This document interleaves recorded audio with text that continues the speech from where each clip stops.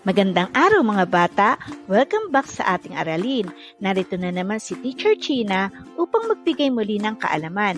Handa na ba kayo? Tara, simulan na natin!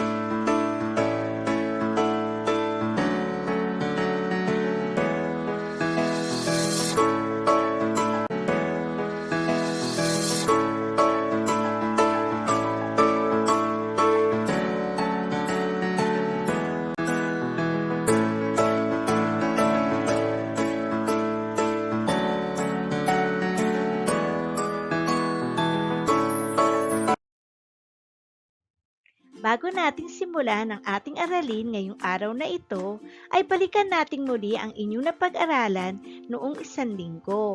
Ang pang-uri, natatandaan niyo pa ba ito? Ang pang-uri ay mga salitang naglalarawan sa tao, bagay, hayop, lugar o pangyayari. Ito ay nagsasaad ng katangian, hugis, sukat, bilang, lasa, o kulay. Ngayon ay subukin natin ang inyong natutunan sa nakaraang aralin. Tukuyin ang angkop na pang-uri na hinihingi sa bawat larawan. Isulat ang letra ng wastong sagot. Unang bilang, suot ni Carla ang kanyang blank damit. Ang hinihinging pang-uri ay kulay. A. Magandang. B. Pulang. C. Malaking. Ang tamang sagot ay B. Pulang. Suot ni Carla ang kanyang pulang damit. Ikalawang bilang, ang sampagita ay blank. Ang hinihinging pang-uri ay katangian. A. Mabango. B. Marami. C. Puti. Ang tamang sagot ay A. Mabango. Ang sampagita ay mabango. Ikatlong bilang, blank ang mga gusali sa lungsod. Ang hinihinging pang-uri ay sukat. A. Makukulay. B. Marami. C. Matataas. Ang tamang sagot ay C. Matataas. Matataas sa mga gusali sa lungsod. Ika-apat na bilang, bumili si tatay ng blank na candy. Ang hinihinging pang-uri ay lasa. A. Matamis. B. Makulay. C. Bilog. Ang tamang sagot ay A. Matamis. Bumili si tatay ng matamis na candy. Ikalimang bilang, nagbabasa ang blank magkakaibigan. Ang hinihinging pang-uri ay bilang. A. Mabait. B. Tatlong. C. Malaki. Ang tamang sagot ay B. Tatlong. Nagbabasa ang tatlong magkakaibigan. Sa pagsisimula ng ating bagong aralin ay may inihanda akong isang laro. Ito ay tinatawag na word puzzle. Narito ang mechanics ng laro. Masasagutan ba ninyo ang puzzle? Sagutin ang mga tanong mula sa kaliwang kolum sa pamamagitan ng mga larawan. Sabihin ang nawawalang letra sa patlang upang makumpleto ang mga salita sa kolum B. Paano ka maglalakad sa silid-aralan?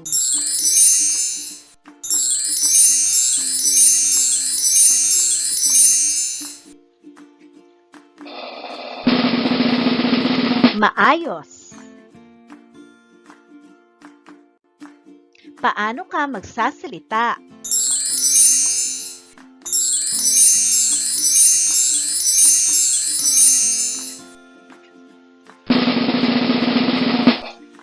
Malinaw.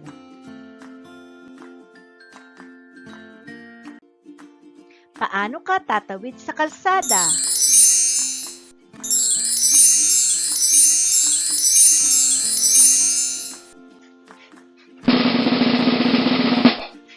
Maingat. Paano ka umaawit?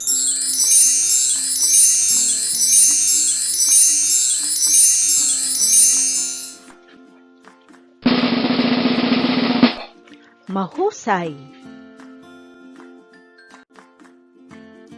Paano ka tumatakbo?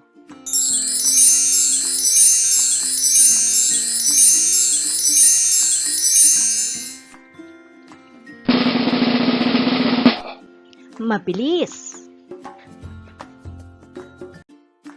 Ginagawa niyo rin ba ang mga kilos na nabanggit? Paano ba nila ito ginagawa?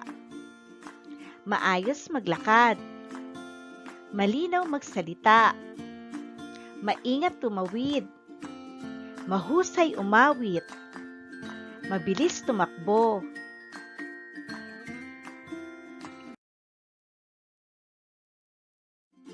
Mga bata, ano-ano ang mga okasyon o pagdiriwang ang lagi ninyong pinaghahandaan? Maari isa itong espesyal na araw na lagi ninyong hinihintay o pinaghahandaan kasama ang inyong pamilya, kamag-anak o mga kaibigan. Sa araw na ito ay may kwento akong babasahin tungkol sa isang espesyal na araw. Makinig kayong mabuti dahil meron akong mga katanungang ibibigay pagkatapos ng kwento. Tandaan ninyo ang gabay na tanong na ito. Ano-anong paghahanda ang ginawa ni Enteng Matching? Bago ko basahin ang kwento, alamin niyo muna ang kahulugan ng mga salitang ito mula sa kwento. Hanapin ang kahulugan ng salitang may salungguhit. Isulat ang letra ng wastong sagot.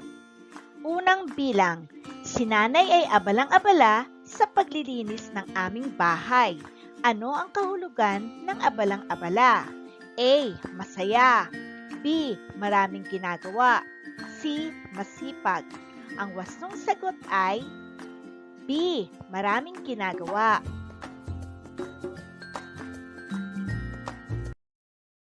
Ikalawang bilang, mabilis niyang nilampaso ang sahig. Ano ang kahulugan ng nilampaso? A. Pinunasan. B. Winalisan. C. Binasa. Ang wastong sagot ay A. Pinunasan.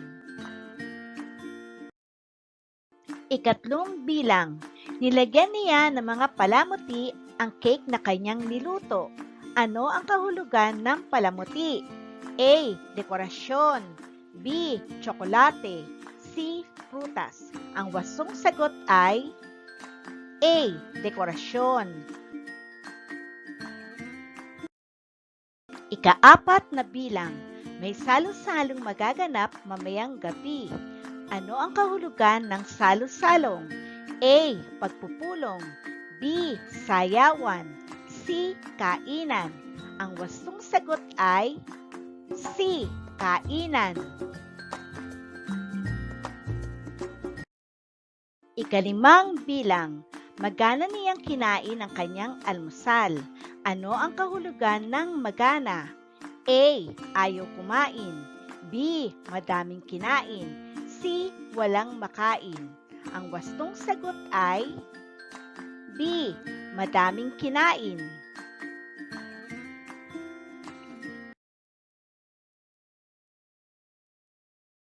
Ang pamagat ng kwento ay Ang Espesyal na Araw, isinulat ni Gina H. Anarna.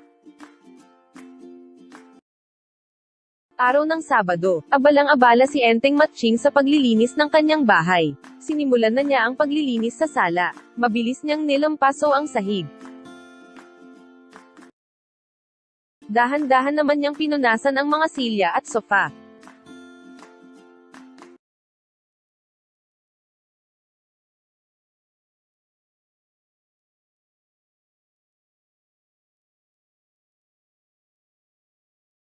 Pagsapit ng gabi, mahimbing na natulog si Enteng Matching dahil sa pagod.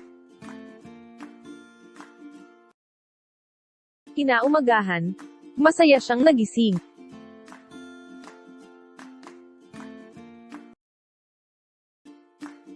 Iniligpit niya ng maayos ang kanyang higaan.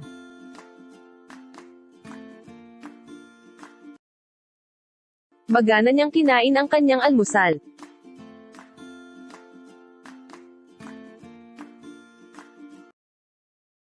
Pagkatapos kumain, maingat siyang sumakay sa kanyang bisikleta upang pumunta sa palengke. Pagdating sa bahay ay dali-dali itong nagluto ng iba't ibang pagkain.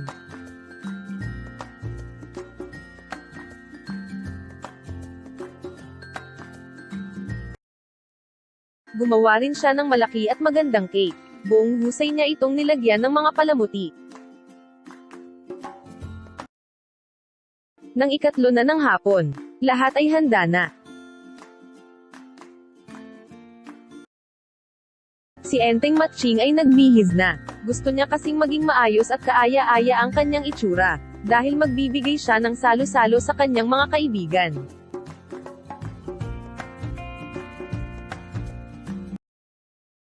Ngayon kasi ang kanyang kaarawan. Matagal niyang pinaghandaan ang espesyal na araw na ito. Gustong-gusto na niyang makita ang kanyang mga kaibigan.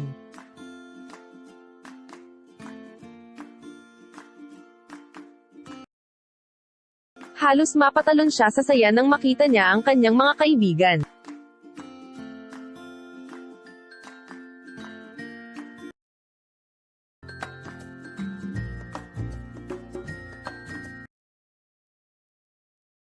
Nang kumpleto na ang kanyang mga bisita, masiglang umawit ng maligayang bati o happy birthday ang mga ito.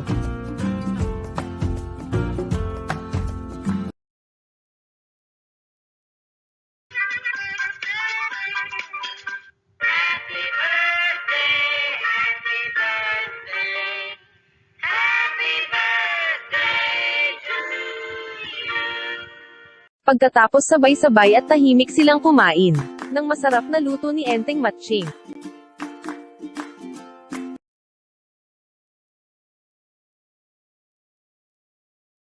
Nagustuhan ba ninyo ang kwento? Ngayon naman ay sagutan ninyo ang mga tanong. Sino ang gumising ng maaga? Si Enteng Matching. Bakit naging abala si Enteng Matching? Dahil ipagdiriwang niya ang kanyang kaarawan.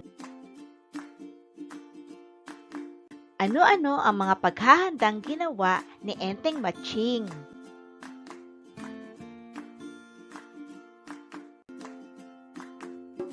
Mabilis niyang nilampaso ang sahig. Dahan-dahan niyang pinunasan ang mga silya at sofa.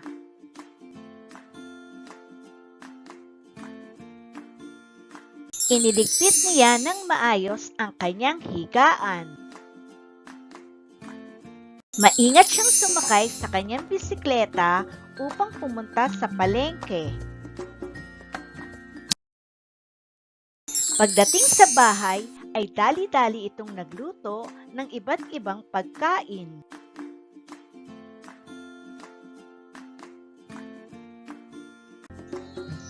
Gumawa rin siya ng malaki at magandang cake. Bumuhusay niya itong nilagyan ng mga palamuti. Paano mo ipinagdiriwang ang iyong kaarawan? Maaring isa rito ang iyong maging kasagutan. Pupunta sa simbahan para magpasalamat sa Diyos. Isinusuot ang bagong damit at sapatos. Maghahanda ng masasarap na pagkain. Mamamasyal kasama ang pamilya o mga kaibigan. Magbabahagi ng mga pagkain o regalo sa kapwa. Bakit natin ipinagdiriwang ang ating kaarawan? Nagpapasalamat tayo sa Diyos dahil binigyan niya tayo ng panibagong taon para mabuhay. Nagpapasalamat tayo sa mga bagay na meron tayo at mga nagawa sa buong taon na nagdaan. Pagbabahagi sa ating pamilya at kaibigan dahil sa nararanasang biyaya o nakamit na tagumpay. Kayo, mayroon pa ba kayong ibang dahilan kung bakit ninyo pinagdiriwang ang inyong kaarawan?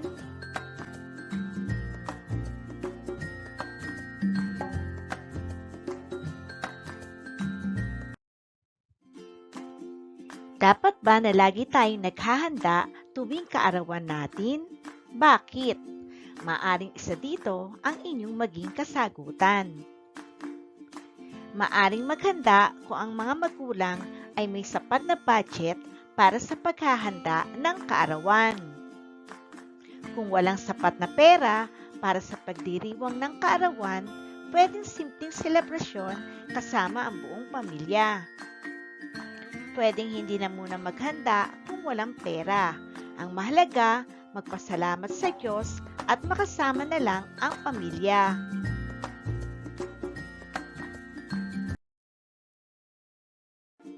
Ang paglalarawan ng mga kilos o kung paano ginawa ni Enteng Matching ang paghahanda sa kanyang kaarawan ay tinatawag na pang-abay na pamaraan. Ano ang pang-abay na pamaraan?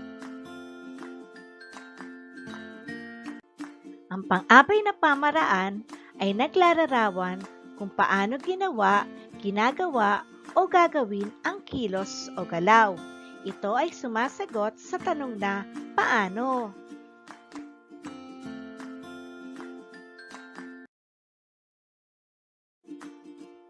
Ginagamit ang panandang ng o na bago ang pang-abay.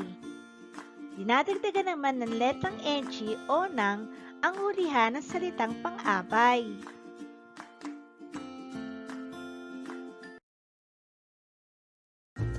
Paano natin malalaman kung ang salita ay pang-abay na pamaraan? Basahin natin ang mga sumusunod na pangungusap. Mabilis niya nilampaso ang sahig. Nasaan ang pang-abay na pamaraan? Ang pang-abay ay mabilis dahil ito ay naglalarawan sa pandiwang nilampaso.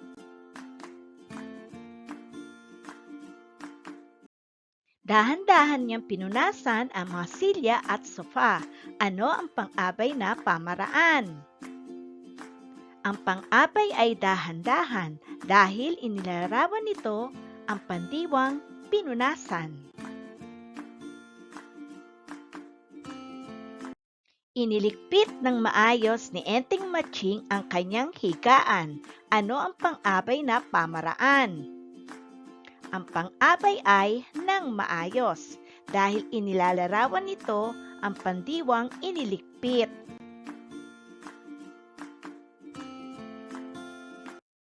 Nilagyan niya ng palamuti ang cake ng buong husay.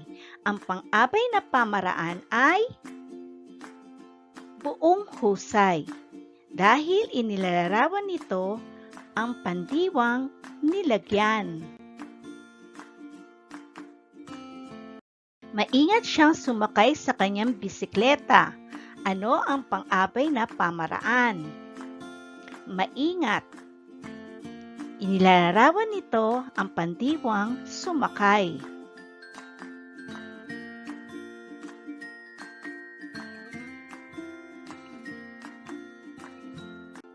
Masiglang binati ng mga bisita si Enteng Matching. Ano ang pang-abay na pamaraan? Ang pang-abay ay masiglang. Inilalarawan nito ang pandiwang binati.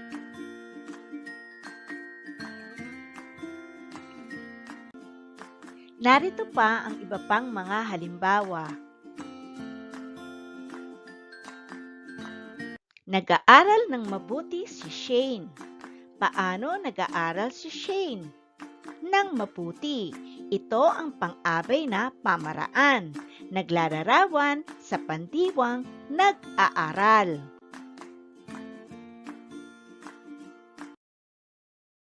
Masayang naglalaro ang mga bata. Paano naglalaro ang mga bata? masayang. Ito ang pang-abay na pamaraan. Naglalarawan sa pandiwang naglalaro. Ang bata ay magalang na bumati sa guro. Paano bumati ang bata sa guro? Magalang. Ito ang pang-abay na pamaraan. Naglalarawan sa pandiwang bumati.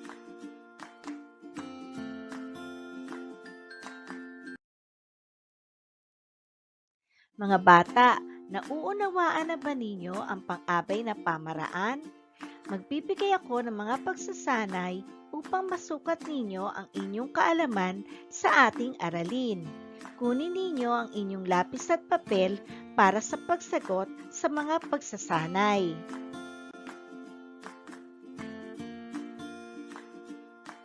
Pagsasanay bilang isa.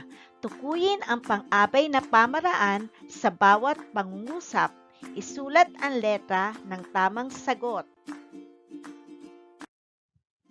Unang bilang, maayos maglinis ng mga paligid ang janitor. A. Maayos. B. Janitor. C. Maglinis.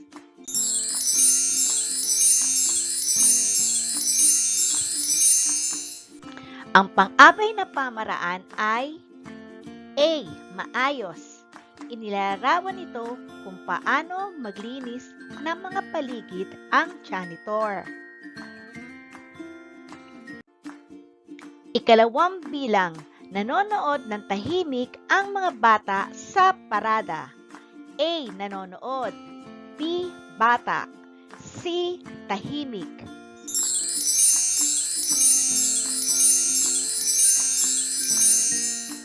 Ang pang-abay na pamaraan ay C.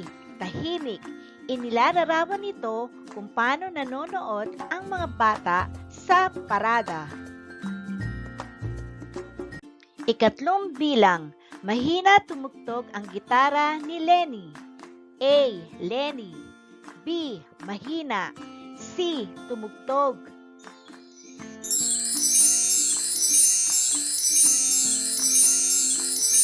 Ang pang-abay na pamaraan ay B. Mahina.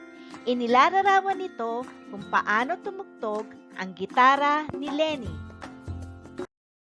Ika-apat na bilang, masarap magluto ng adobo si Aling Rosa. A. Masarap. B. Adobo. C. Magluto.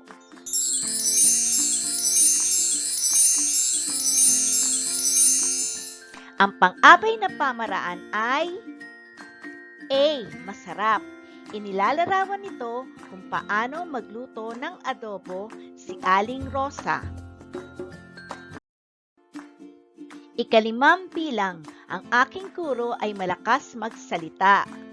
A. Guro. B. Magsalita. C. Malakas.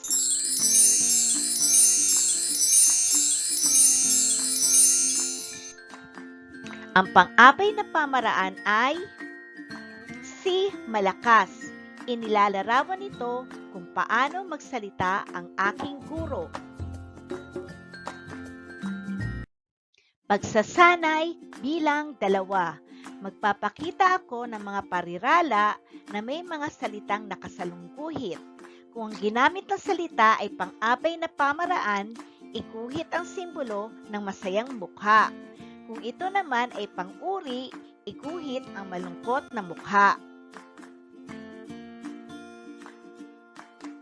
Unang bilang, mahusay tumula. Ang salitang may salungguhit ay mahusay. Ito ay pang-abay na pamaraan. Inilalarawan nito ang salitang kilos na tumula. Ikalawang bilang, malusog na bata. Ang salitang may salungguhit ay malusog. Ito ay pang-uri. Inilalarawan nito ang ngalan na tao na bata. Ikatlong bilang, mabagal maglakad. Ang salitang may salungguhit ay mabagal. Ito ay pang-abay na pamaraan. Inilalarawan nito ang salitang kilos na maglakad. Ika-4 na bilang, maamong aso. Ang salitang may salungguhit ay maamong. Ito ay pang-uri. Inilalarawan nito ang ngalan ng hayop na aso. Ika-5 bilang, mataas tumalon. Ang salitang may salungguhit ay mataas. Ito ay pang-abay na pamaraan. Inilalarawan nito ang salitang kilos na tumalon. Pagsasanay bilang 3. Punan ng wastong pang-abay na pamaraan ang padlang upang mabuo ang pangungusap.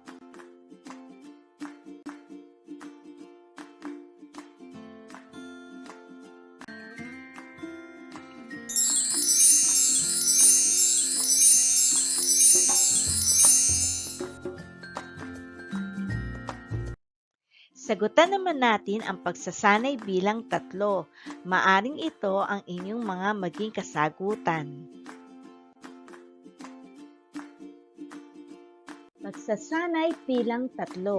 Punan ng wastong pang-abay na pamaraan ang patlang upang mabuo ang pangungusap. Unang bilang, ang magkapatid ay blank na nagdarasal. Ano ang maaring maging sagot?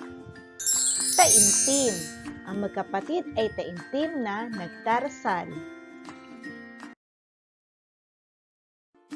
Ika-2 bilang, blank na hinarap ni Lito ang kanyang takot sa pagpapabunot ng ngipin. Ano ang maaaring maging sagot? Matapang. Matapang na hinarap ni Lito ang kanyang takot sa pagpapabunot ng ngipin. Ika-3 bilang, blank tinanggap ni Rina ang kanyang regalo. Ano ang maaaring maging sagot? Masayang. Masayang tinanggap ni Rina ang kanyang regalo.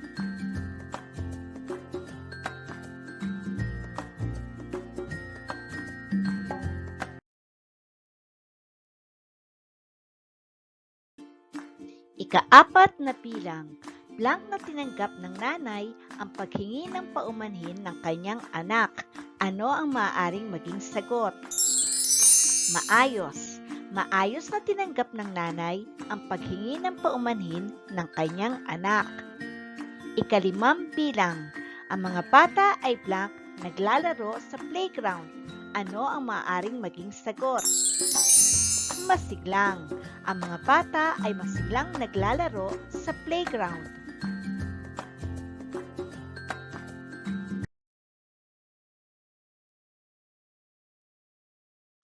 Nasagutan niyo ba ng tama ang lahat sa pagsasanay? Kung ganon ay handang-handa na kayo para sa ating pagsusulit mamaya. Lagi nating tatandaan na ang pang-abay na pamaraan ay naglalarawan kung paano ginawa, ginagawa o gagawin ang kilos. Ito ay sumasagot sa tanong na paano.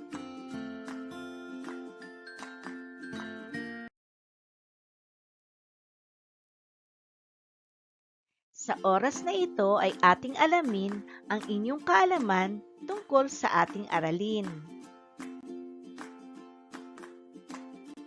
Pagtataya, bilugan ng pang-abay na pamaraan sa bawat pangungusap.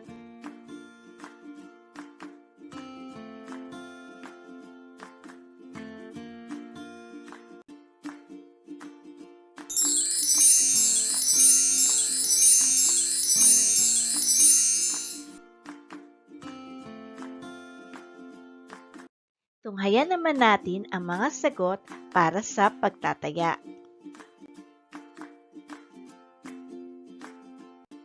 Bilugan ng pang-abay na pamaraan sa bawat pangungusap. Unang bilang, maayos na sinagot ni Bea ang tumatawag sa telepono. Ano ang pang-abay na pamaraan? Maayos. Ikalawang bilang, si Mang Juan ay masipag magtanim ng mga mais sa bukid. Ano ang pang-abay na pamaraan? Masipag.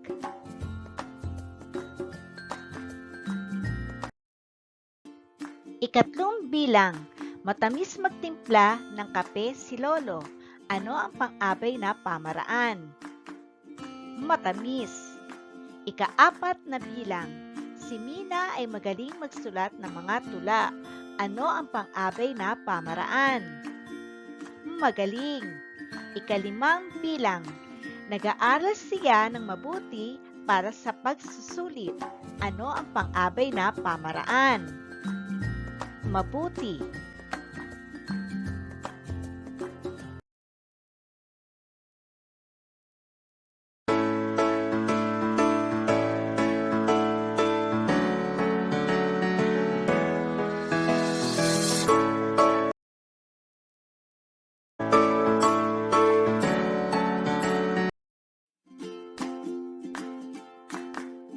Dito natatapos ang ating talakayan.